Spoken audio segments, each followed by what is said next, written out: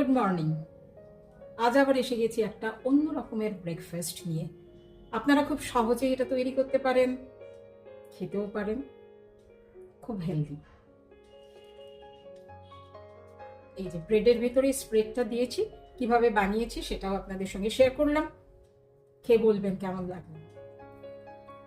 আজকে একটা গল্প আপনাদের সঙ্গে শেয়ার করব। গল্পটা হচ্ছে, আপনারা জানেন আমি ব্লাইন্ডদের সঙ্গে কাজ করি।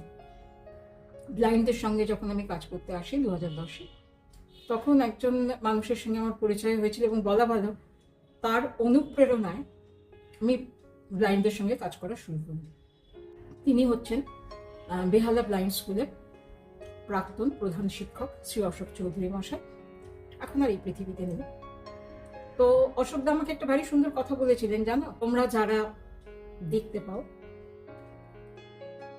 দৃষ্টিমান মানুষ, তাদের আমাদের ব্লাইন্ডদের সম্পর্কে অনেক ভুল ধারণা আছে। মানে কিরকম বলে, একজন আমাকে এসে জিজ্ঞেস করলো, আচ্ছা এই যে আপনারা ব্লাইন্ডরা খান,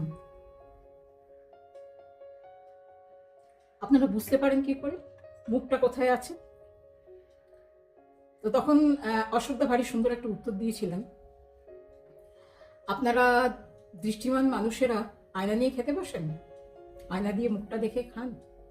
মানুষ অনেক কথা বলে, ভেবে চিনতে বলে না। প্রশ্ন থাকতেই পারে, তাই বলে এই ধরনের প্রশ্ন।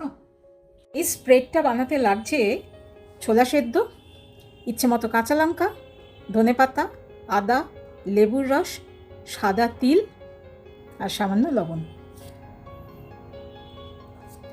সব কিছু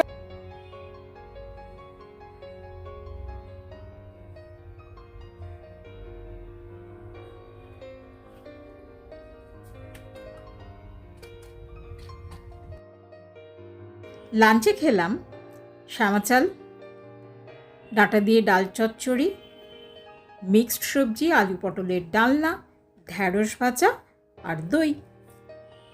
আজকে রাত্রে খুব ভাত খেতে ইচ্ছে করছে, তাই ভাতের সঙ্গে নিলাম বড়ি দিয়ে আলু দিয়ে লাউয়ের তরকারি। চুপি চুপি বলি, সেই সঙ্গে 2-4 টুকরো উচ্ছে আর ডাঁটাও আছে, কারণ উচ্ছে খেতে আমি ভীষণ ভালোবাসি। আর সেই সঙ্গে একটু শসার রায়তা। Good night.